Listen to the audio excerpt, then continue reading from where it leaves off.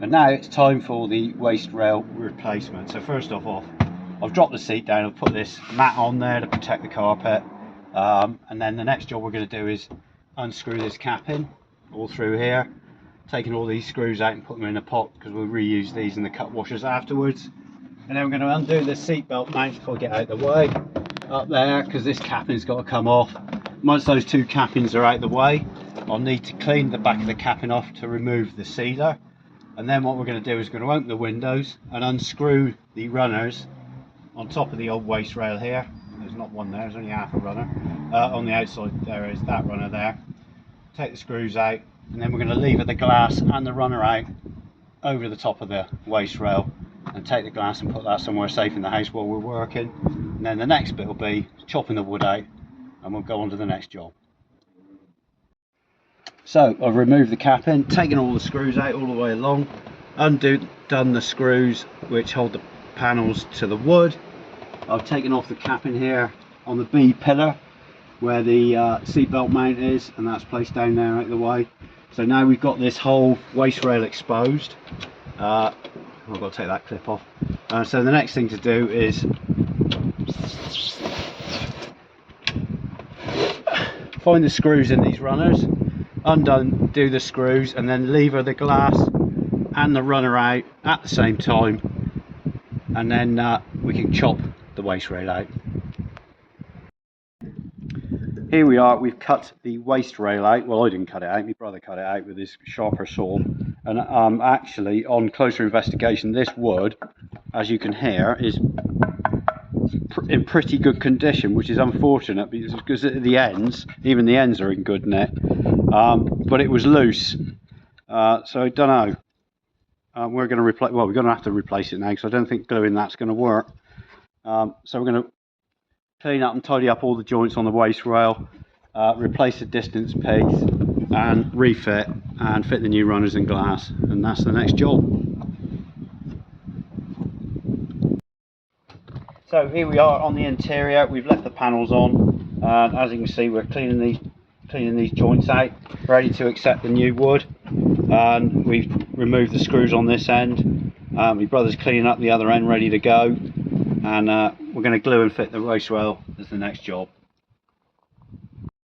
So we're refitting the waist rail, and we noticed at the B pillar end there that when the waist rail had been refitted before, they cut a couple of slots in there, which meant you could bend a part of the B pillar bodywork back into the car, which means you don't have to chop very much off the waist rail to slide it back in. So that is a really useful find, and if you were going to replace your waist rail, you might consider that as an option, which means you don't cut much length off your waist rail to fit it into this B post here.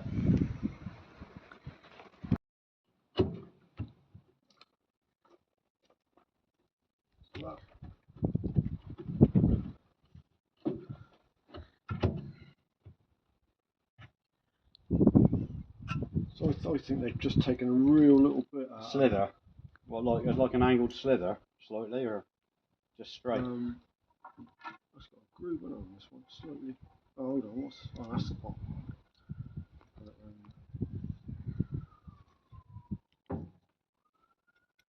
Okay, just if you feel on that. Yeah. Just on the bottom edge there, you just feel a little. That chamfered edge? A little chamfered edge, haven't they? All through there? Yeah, through from. No, that bit. Yeah. Yeah, we can do that. Don't know whether we need to or not. That's what they've done, haven't they? But they didn't cut anything off the length, did they? Which means they have better fit into the socket. I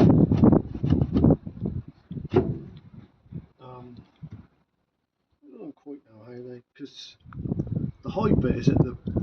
You want to push it through from the inside, but the high bit is on the. It's on this distance piece. Isn't it? Yeah. So I don't quite know how they. They did that. Bloody clever. You have a dry run. Yeah.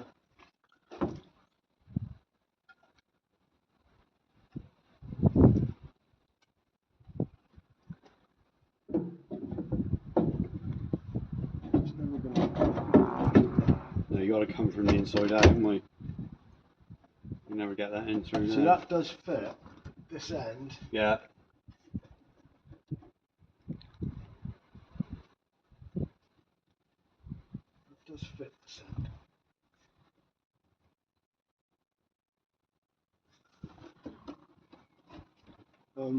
We need to fit it that end. It's got to come in from the inside though, isn't it?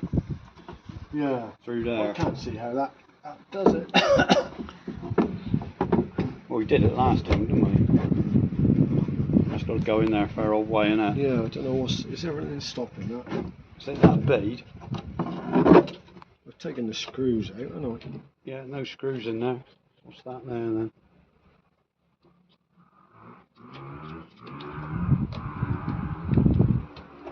No, that's all plain original wood now. Just might be tight, that's all, just might need hitting. Got to hit I'll it. just have a look. I'll get the persuader. I know they've chamfered. Yeah, they've chamfered that a bit as well, haven't they? I think. What's needs a rasp. Yeah, I think they've chamfered the... So here we are, the waste rail's been located and fitted with a bit of chamfering of edges, sanding some corners, using a chisel to shape the wood so it goes in nice and snug. And with this method of bending this slot out here at this end, it allows this joint to go in complete. So you're going to get a really good fixing on here. And the other thing I think we noticed that if you use stainless steel screws instead of cheap screws, they're not going to rust. And I think that was the issue with our other waste rail. So we're going to use decent screws. We're going to screw this all up, as you can see. Fixings need to be done, and then we'll be replacing the runners and the glass, and on to the next job. And you've left the distance piece in, haven't you? Didn't need to cut it out, it was absolutely solid. I'll come round. Yeah, so this distance piece, this is the original distance piece, is absolutely solid. We didn't want to disturb it. We had to shake the top of it very slightly just to allow this wood to bed down better, so we can pick the panels up underneath. But we're going to get a really good fixing down through with a stainless steel screw through here into there, and then we'll countersink it. It'll drop down into there, pick that all up, and I'll stiffen that all up, and yeah, and then we'll refit the glass. So first pane of glass in.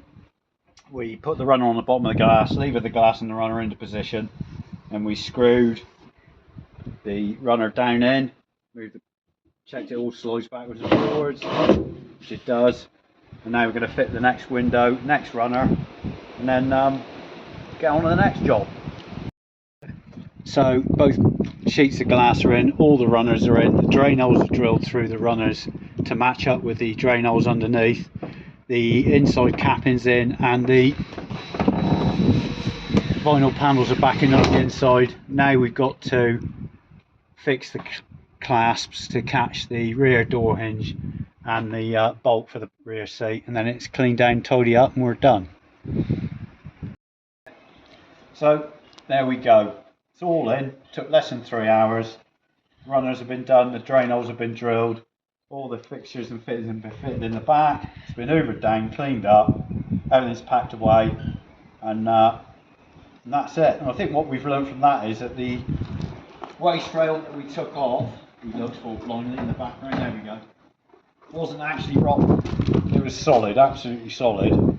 What would happen is the fixings, the screws that were holding the rails to the wood had rusted out and had broken or had just disintegrated. So we wouldn't have known that unless we took the waste rail out.